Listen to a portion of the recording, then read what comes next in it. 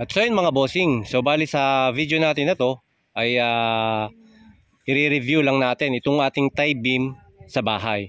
So kalimitan kasi maraming gumagawa ng mga bahay, syempre hindi naman nila kayang o afford yung paglalagay ng tie beam kasi magastos. So yung iba wall footings na lang.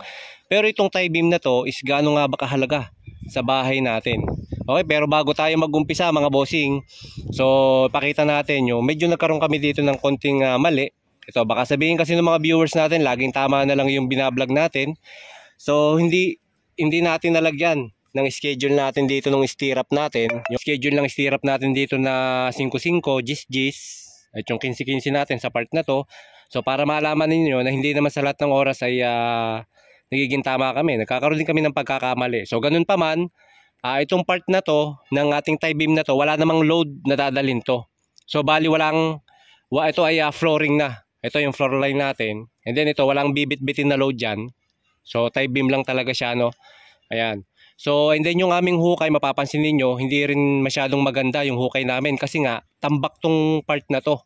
Ayan, tambak yan. So, kaya nahirapan kami na pagandahin yung hukay namin. So, ayan, para nakikita ninyo yung yan, mga mistake namin yan dito sa gawa. So, ganun pa man, basta yung importante, sinunod natin yung bakal na ginamit. And then yung ating mga stirrups. Okay? So ayan. And then ito, sa mga nagtatanong ano nga bang purpose ng ating mga tie beam sa bahay. Alam nyo, napakalaki ng tulong ng tie beam natin. Dahil itong tie beam na to, tinutulungan nito yung ating mga poste. Ayan, yung mga poste natin na mabawasan yung stress. At isa pa, pag lumilindol, itong tie beam natin ay tinutulungan din niya na maging mas matigas yung columns natin.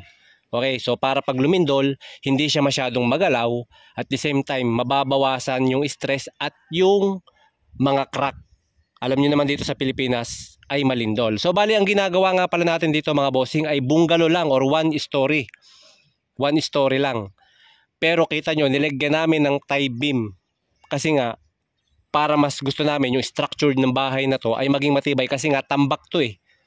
So kaya nilagyan namin ng tie beam yan. So para maging matibay yung structure ng bahay na ito na ginagawa natin. Although bungalow lang yan, mas maganda yung matibay. And then may iwasan din natin yung mga crack ng mga walls natin kapag meron tayong tie beam na pinapatungan ng mga CHB natin. So yan yung mga purpose ng mga tie beam. So yung iba syempre hindi naman ma-afford yung paglalagay ng tie beam kasi nga short sila sa budget, 'di ba? So ang ginagawa nila wall footings na lang.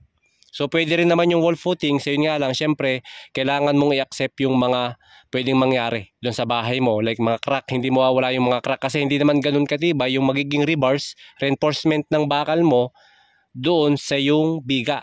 Okay, so kung wall footings lang, kalimitan C ang gamit, hindi katulad ng ating tie beam, gumagamit tayo ng stirrups, which is kwadrado, na nakayapos doon sa ating mga main bars. So kita nyo, main bars natin, 16mm, ayan.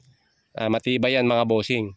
So yan yung ating kagandahan pag naglalagay tayo ng tie beam. Napakalaking tulong yan para sa ating bahay. Bukod sa napapatibay na, may iwasan natin palagi yung mga bitak-bitak doon sa bahay natin.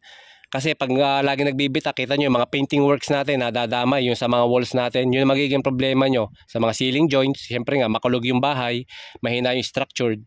And then, yung mga walls natin lagi may bitak.